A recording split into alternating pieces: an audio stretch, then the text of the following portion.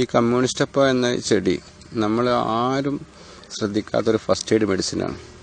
എല്ലാവരും എന്ത് ചെയ്യും, നമ്മൾ മുറിവ് കഴിഞ്ഞാൽ നേരെ ഡോക്ടറെ അടുത്ത് കൊണ്ടുപോയി നമ്മളതിന് ഡ്രസ്സ് ചെയ്യിച്ച് ടിഞ്ചർ അയഡിനും ബെറ്റാഡിനൊക്കെ ചെയ്ത് അതിനെ പൊട്ടാസ്യം പെർമാംഗനേറ്റ് ഇട്ട് അതിനെ ശുദ്ധീകരിച്ച് ഡ്രസ്സ് ചെയ്ത് കൊണ്ടുവരുന്ന കാണാം.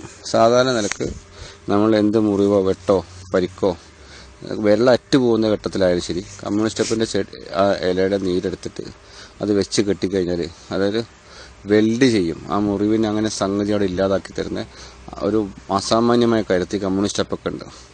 ഈ കമ്മ്യൂണിസ്റ്റപ്പ നമ്മൾ ഒരു ഔഷധങ്ങളിൽ വേറെ ചേർക്കുന്നതായിട്ട് അങ്ങനെ കണ്ടിട്ടുള്ളത് അർഷസ് വരുന്ന കേസുകളിൽ കമ്മ്യൂണിസ്റ്റപ്പയും കരിഞ്ചീരകവും കൂട്ടി വെള്ളം കലക്കിയിട്ട് അതിൽ ഇരുത്തി കഴിഞ്ഞാൽ ഈ രക്താർഷസിന് നല്ല ഫലം കിട്ടാറുണ്ട്.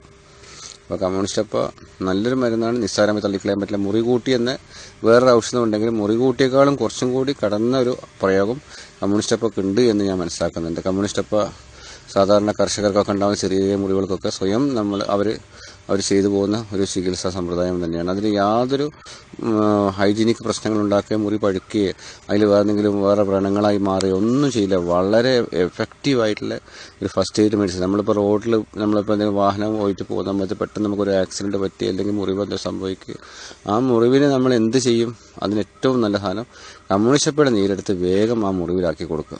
എന്നാൽ പിന്നെ അവിടെ യാതൊരു പഴുപ്പോ ടെറ്റാനസോ യാതൊരു പ്രശ്നം ഉണ്ടാവില്ല. കമ്മ്യൂണിസ്റ്റപ്പ നമ്മുടെ നാട്ടുകാർക്ക് പ്രകൃതി കൊടുത്തൊരു ഫസ്റ്റ് എയ്ഡ് ആയിട്ടുള്ള ഒരു മെഡിസിനാണ് ഈ കമ്മ്യൂണിസ്റ്റപ്പ എന്ന ചെടി.